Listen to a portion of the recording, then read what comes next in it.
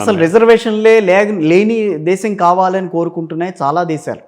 Of course మిగతా దేశాల్లో చాలా దేశాల్లో లేవు అసలు రిజర్వేషన్, అసలు లేనే లేవు చెప్పాలనంటే. యూరోప్లో ఎక్కడా లేదు, యూరోప్ కంట్రీస్లో ఎక్కడ కనిపించదు మనకి.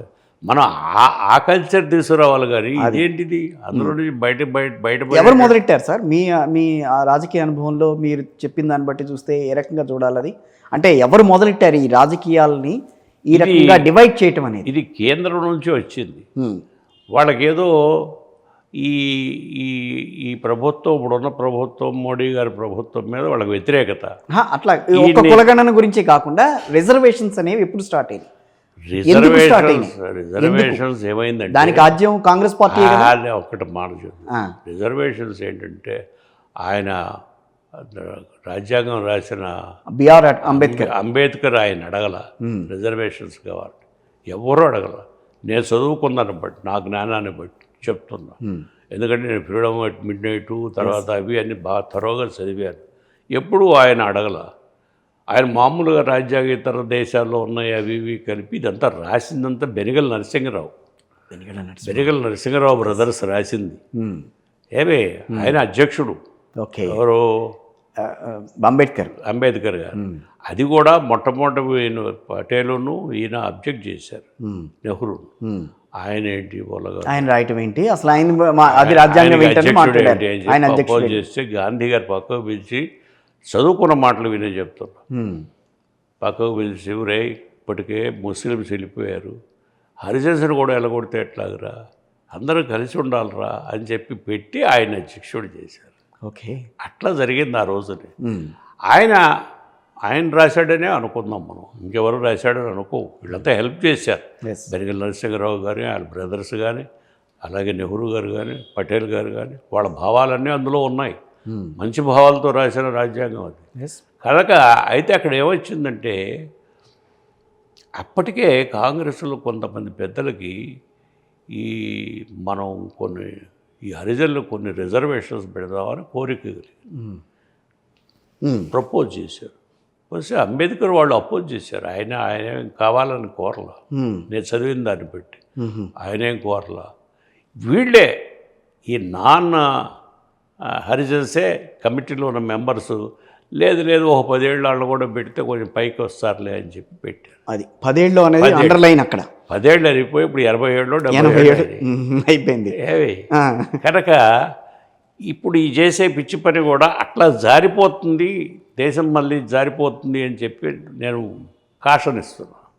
నా అనుభవంలో, నా చదివిన దాంట్లో కాషన్ ఒకటి నాకు దొరికింది. తప్పు చేస్తున్నారు అనేది, ఇలా దిగజారిపోవడం, దేశం పాడైపోతుంది.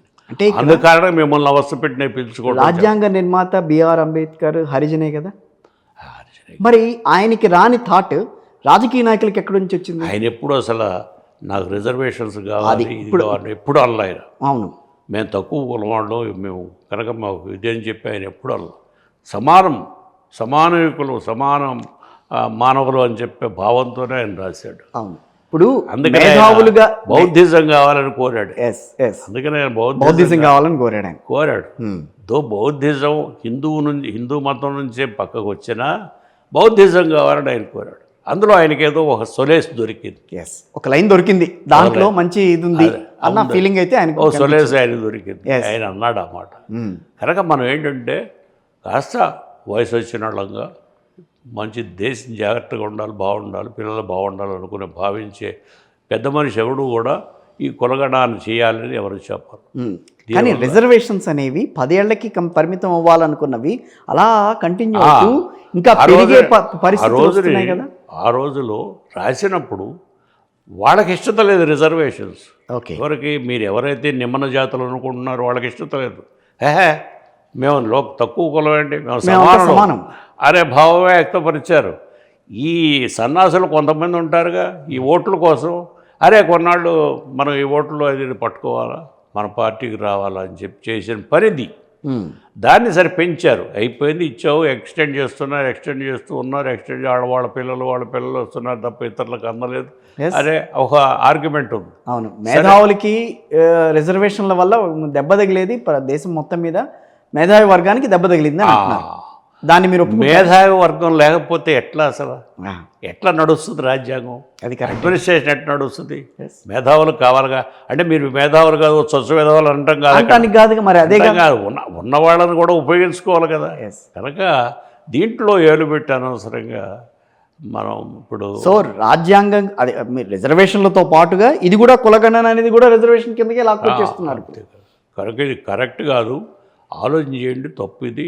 మనం మాత్రం ఎక్కడ కులాలు గల అనవద్దు. ఎవరన్నా వచ్చినా అడిగిరా కులం పేరు అది చెప్పకూడదు, తప్పు చెప్పేనే నా భావన. కానీ సర్వే అనేది వాళ్ళు అడుగుతున్న క్వశ్చన్స్ ఈ రోజున దాదాపు 75 క్వశ్చన్స్ పెట్టుకున్నారండి. దాంట్లో నీ ఆధారు, నువ్వు చేసే ఉద్యోగం ఏంటి, నీకు వెనకాల ఎవరున్నారు, మీ ప్రజాప్రతినిధి సంబంధం అదే అంటున్నానండి. అసలు దానికి రిలేటెడ్ గా ఇక్కడ లేవు. టెలివిజన్ ఉందా, రేడియో ఉందా, ఇవన్నీ ఎందుకండి? అది సామాన్యులు బ్రతికే అవకాశం అనేది బ్రతుకుతారు. నీకెందుకయ్యి అవన్నీ? I think motivation is something is different which I'm unable to express.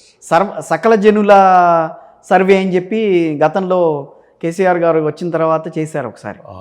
అప్పుడు అపోజ్ చేశారు. అది ఒకరోజే జరిగింది. అవును, అపోజ్ చేశారు. అప్పుడు మీరు కూడా అపోజ్ చేశారు. ఇప్పుడు 4 వారాల పాటు జరుగుతోంది కులగణన సర్వే అని. నీకేంటి అవసరం? ఏం చేస్తావు? ఏం చెప్పు? బ్రిటన్లో లేదు, అమెరికాలో లేదు, జపాన్లో లేదు, జర్మనీలో లేదు. ఎందుకు ఈ పిచ్చేషాలు? ఎక్కడా లేదే. రష్యాలో కూడా లేదు. నేను చదువుకున్న పుస్తకాల్లో ఎక్కడా లేదు. నేనే ఏ దేశం పోలా. కానీ బుక్స్ చదువుకుంటాం కానీ అందులో ఎక్కడ కనపడలేదు. కనుక ఇలాంటి పిచ్చి వేషాలు వేయకుండా అదే మీరు చెప్పిన తర్వాత ఎన్యూమరేటర్స్కి చాలామంది వాళ్ళంతా ఇప్పుడు ప్రస్తుతం ఇబ్బందులు ఎదుర్కొంటున్నారు. అది నే కారకుడు కారణం ఉంటే మంచిది. కానీ భావాలు నేను ఎక్స్ప్రెస్ చేశానే కానీ ఎందుకు అడుగుతున్నారు మీరు ఆపేయమని, అదే ఎందుకు చేస్తున్నారు, అది మనకు అనవసరం, కాదు. బట్ ఈ క్వశ్చన్స్ అన్ని ఎందుకు వస్తున్నాయని చెప్పి వాళ్ళు మాట్లాడుతున్నారు. అది జనరల్ చేసుకొని కానీ బట్ కులగడం తప్పు, మంచిది కాదు. అది ఈ విధంగా దేశానికి నష్టం చేస్తారు కానీ ఏ విధంగా లాభం జరగదు దీనివల్ల నా భావన. తెలంగాణ గవర్నమెంట్ మొదటి నుంచి కూడా వచ్చినప్పటి నుంచి రేవంత్ రెడ్డి గారు ఏదో రకంగా తనకంటూ ఒక మార్కు కావాలని ప్రయత్నిస్తున్నారు కదా. ఆ మార్కులో భాగంగా కులగణన సర్వే అని ఎందుకు చూడకూడదు దాన్ని? ఇప్పుడు ప్రతి చీఫ్ మినిస్టర్ తను ఉన్నప్పుడు ఏదో కొంత గుర్తు వదిలిపెట్టి వెళ్ళాలని భావంతో ఉంటారు. దానికి కొన్ని హద్దులు ఉన్నాయి, పరిమితులు ఉన్నాయి. దాంట్లోనూ వేలు పెట్టకూడదు. ఇప్పుడు చక్కగా అదేదో మురుక్కాలు దాని పేరు మూసి అనేది ఉంది. అది బాగు చేస్తాడు, చాలా మంచి పని. బంగారవాడి సిటీని బాగు చేసినాడు అవుతాడు. అది చెయ్యాలి పార్టీ. మరి ఆ పార్టీ ఎటు వెళ్ళాలి? ఎవరు పంచన చేరాలి? కాంగ్రెస్ పార్టీ అనేది మనం చూసాము. ఆ 2 చేతులు ఎమర్జీ అవుతాయి కదా, ఏ చేతులోనో ఒక చేతిలోకి వెళ్ళాలి. తప్పదని అంటారా? తప్పదు. అది ఇంకా ఈ పార్టీలు ఉండవు. జమిలీ ఎలక్షన్స్ వచ్చినా అంటే ఇది ఒక రకంగా ప్రాంతీయ భావాల్ని ఎవరైతే ప్రాంతీయ భావాల్ని మీరు అన్నట్టుగా రెచ్చగొడుతున్నారన్న ఫీలింగ్ మీరు తెస్తున్నారు. కానీ ప్రాంతీయంగా మేము బలపడాలన్న ప్రయత్నం జరుగుతున్న పార్టీలకి శరాఘాతమే కదా ఇది. అందుకనే దాని ఇంగ్లీష్లో ఫిసిఫేరియస్ టెండెన్సీస్ అంటాం. ఫిసిఫేరియస్ టెండెన్సీస్ అంటే చిన్న భావాలు, చిల్లర భావాలు. నేను, నా ఇల్లు, నా భార్య, నా పెళ్ళం, నా ఇల్లు, నా పిల్లలు, అంతలోకి కుదించుకుపోతాడు. బానవాడు అట్లా ఉండకూడదు. 10 మందికి ఉపయోగపడాలి, 10 మందితో వాడకూడదు అనుకోవాలా అనే భావమే ఎక్స్పెక్ట్. మొట్టమొదటి విశాలందరూ కోరింది తెలంగాణ వాళ్ళు కావాలని, అంతే కదా. అలాంటి దాన్ని మీరు ఇప్పుడు ఎందుకు విభజన చేస్తున్నారు? దేనికోసం చేస్తున్నారు? ఏం పని ఉంది విభజనకి? కారణం ఏంటి? కొన్ని భాషా ప్రయుక్తం అంటే కాదు కదా, తెలుగు రాష్ట్రమే కదా. 2 భాషా ప్రయుక్త రాష్ట్రాల్లో మొదటిది కదా ఇది, మొదటి ప్రయోగం ఇది. దాన్ని ఎందుకు మీరు ఇట్లా పాడు చేస్తున్నారు? నేను రాస్తే prime minister caught the point. Prime minister ఆమెకు అర్థం కాక ఆమె ఏంటంటే ఎంతసేపటికి మనకి ఇక్కడ సవరం కావాలని చెప్పే పేరుతో ఈ చిదంబరంను జైపాల్ రెడ్డి కూడా ఉన్నాడు. వాళ్ళిద్దరు కలిసి ఎక్కేశారు. ఎక్కేసి పాడు చేసి ఆమెని బుర్రను పాడు చేసి కమిటీ అపాయింట్ చేసి ఈ పని చేసి. దీనికంటే ముందు ఇంకొకటి ఉంది. ఇక్కడ నిజామాబాద్ ఎంపీ ఒకటి ఉండేవాడు,